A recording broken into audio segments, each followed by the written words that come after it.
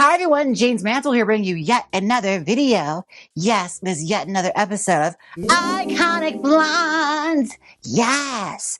And this week I wanted to bring someone that's been requested time and time again. However, I'm at a crossroads here, people, because, well, the person that has been requested is kind of an asshole. Yeah, I don't really love who they are as a person, but they do have fabulous hair. So what I'm going to do to get around this and to redo this hairstyle is I'm going to do a popular character from media that has the exact same hair. And that character would be Barbarella. Yes, so we are going to take a walk down memory lane to 1968, I believe, or 69. Yeah, whenever that movie came out. Barbarella starring Fonda, directed by Vadim, who I believe she was married to at the time. Or at least they were dating. It's French. That's all you gotta know. So that means it's high class and important. Oui, oui. So without further much ado, another French word, let's do Barbarella's hair. Okay, first things first, I gotta tease this thing, so let's just dive right on in. I'm using a wig from Jaymes Mansfield Beauty. This is the Barbarella. It's a hard front wig. A hard front, I know, a little different, but again, it'll work for this hairstyle, all right? Also, it has a wonderful curl pattern. It's almost the exact same hairstyle she had, just without the teasing. So, again, I'm all about shortcuts. All right, let's start teasing this hair. Now, first things first, I'm going to put a little bit of a hairline in this, but not very much. Just right here in the front, because that's all you're going to see, because the fringe kind of hangs out everywhere. I just need a little bit there to give the illusion of a widow's peak. Now, I know I could have easily just done this on a lace front, but I didn't feel like it, okay? I honestly just didn't feel like it. I wanted to challenge myself and do something a little old school, especially for like a 1960s kind of hairstyle. You really should, because when you think about the drag queens in that era, this is the shit they had to do, all right? They didn't have access to opera lace. You know, they had to put a rooted hairline in their wig like a pro. So that's what we're gonna do today. Add a little bit of a root there. Okay. And if you're wondering how I root a hairline or create a wig line, a drag queen wig line, I have a full video dedicated just to that. So be sure and watch it. If you're a cosplayer or something, it could be very useful. You'd be surprised how often you'll use it. All right. There's our hairline so far. Like I said, we don't need a whole lot, just enough to cover this little section of head right here, because that's all it's going to show. The fringe does all the work. And again, I love that about a wig. Now, for those of you who are not hip to the culture, we are talking about Barbarella, which is, I guess technically a sexploitation movie from the 1960s. This was a genre film that happened, all right? It's sci-fi, it's exploitation. It's got a Nepa baby starlet in it that was trying to revive her career. It's got a lot going on for it. It's technically a foreign French film, which was very, very big in the 60s. People were obsessed with stuff from France and England when it came to film. Everyone thought they were just the peak when it came to artistry. So America always wanted a piece of that pie. And Barbarella happened to be a dirty little comic that came out of France. Oh. And I'll say this, being a fan of this movie and of this comic book, the comic makes absolutely no sense. I would challenge you to try and make sense of this comic. But to give you a rough outline of what it's about, basically Barbarella is the angel of love, hypothetically. She's a girl that travels through space, and in this movie just does it with everything she lays eyes on. Man, woman, creature, her love knows no bounds. But she ends up saving the universe through love making. But it's just the kind of psychedelic and groovy movie that people of the 60s drug culture ate up.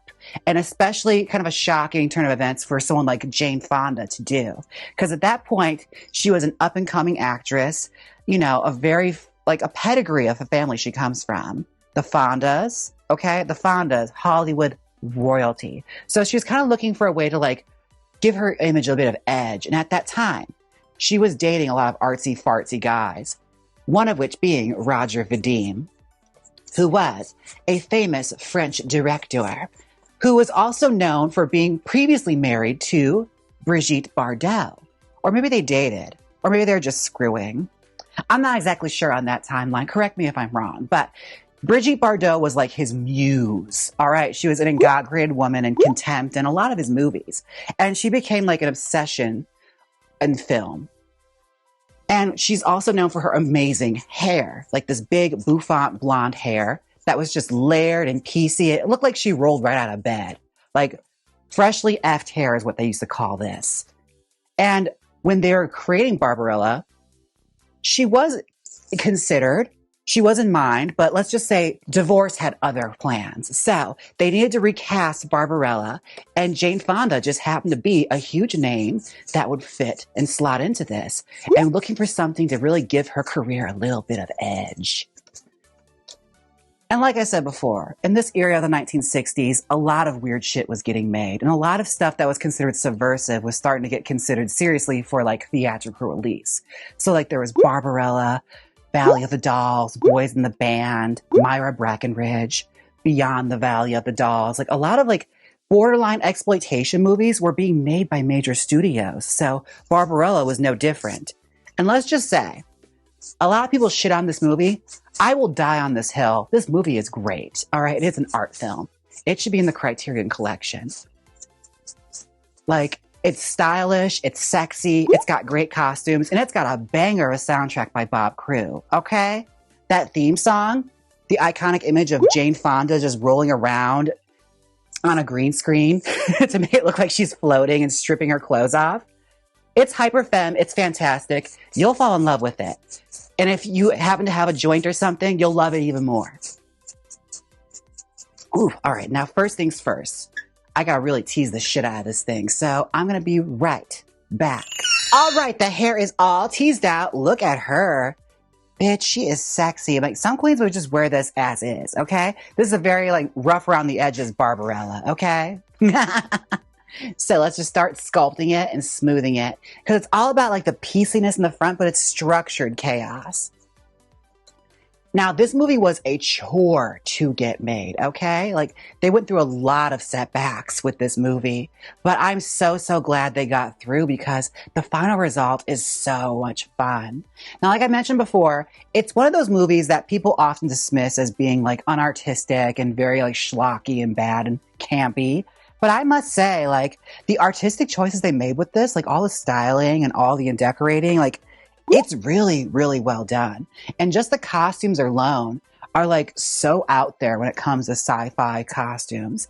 And you may know this about me, you may not, but I actually really detest movies that are set in space or anything that has to do with outer space because, well, for the lack of better terms, it's just not very glamorous. Like there's not a whole lot there that's pulling me in. Like I like glamour and I like being transported to like a really fun place.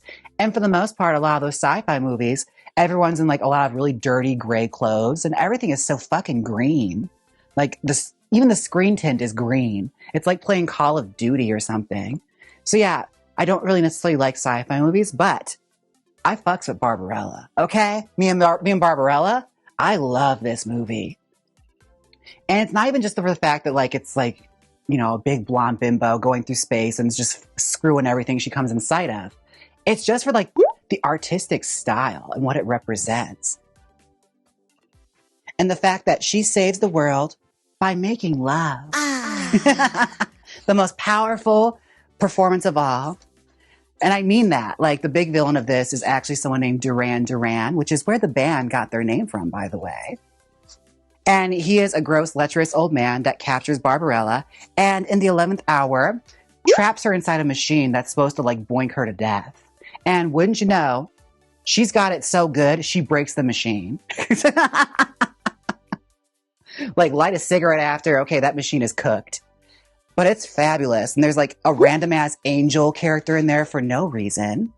There's an evil lesbian queen. And just lots of people in very tight outfits with holes everywhere. Just keyholes everywhere. You'll love it. I'm telling you, it's a fun ride.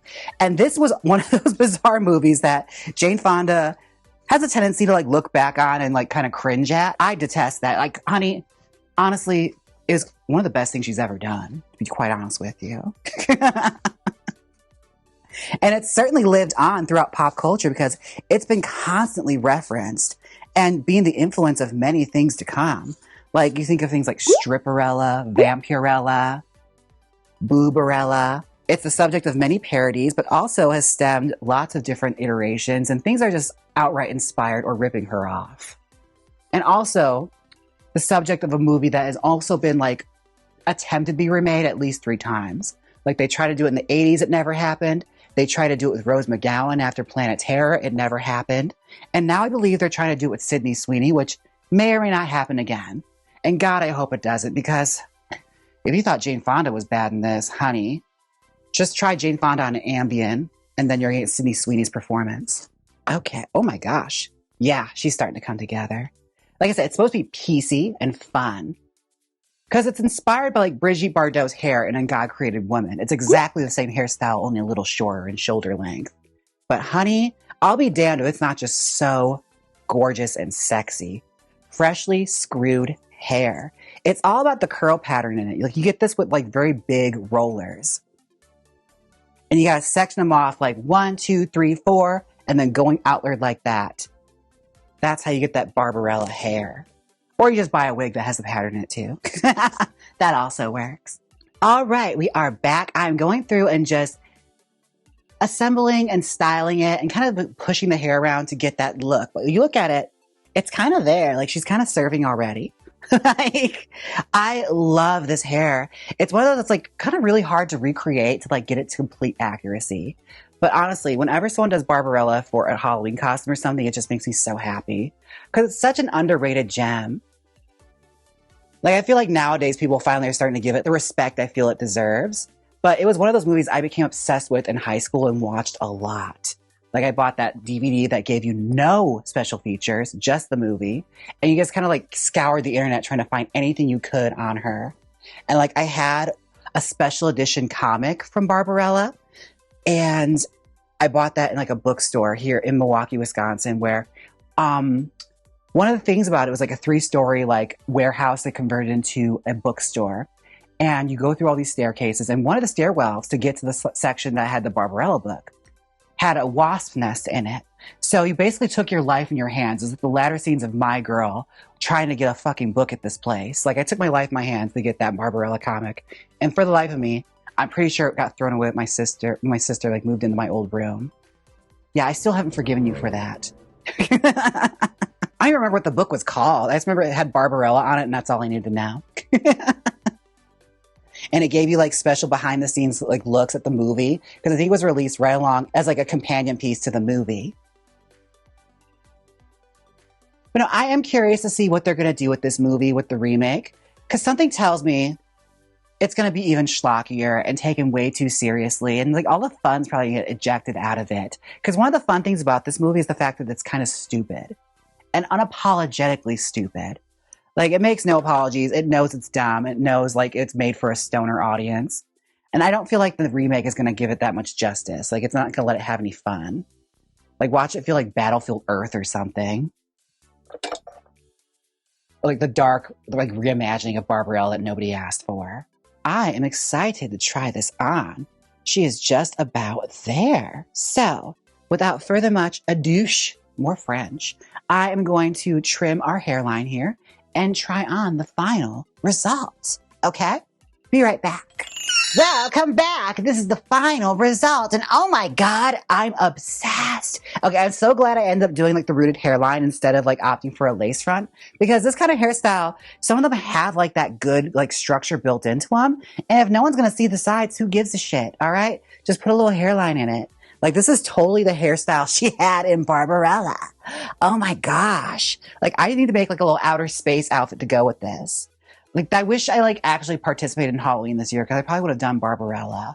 I've always wanted to. I'm shocked I haven't. Maybe next year. We'll see. But yes, what do you guys think? What's your favorite like sci-fi moment, like sci-fi gorgeous goddess? Let me know down below. I've always loved Barbarella. As you can tell, she's my favorite. But I'm interested. Let me know who you are obsessed with. Okay? Now, before I go, I have to take a moment for my wiglets.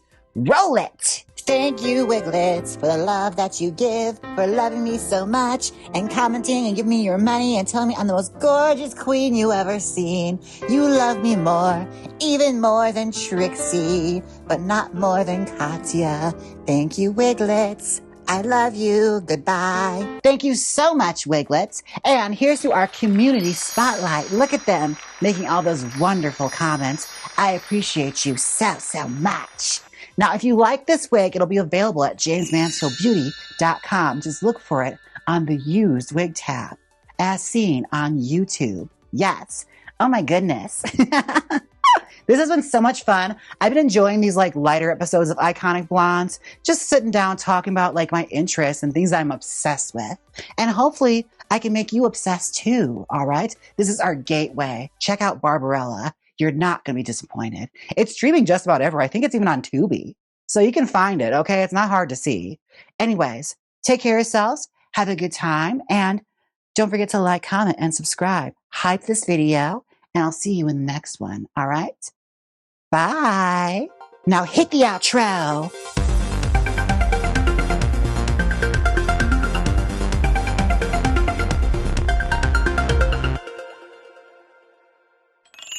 Click here and watch me get ready for Butt King using drag queen makeup. Or watch my latest YouTube video. Come on, click it. You know you want to. If you don't click it, then you might as well go hang out with that clown that sits around the sewers all day long. Yeah, go ahead. He's got balloons down there. So click it.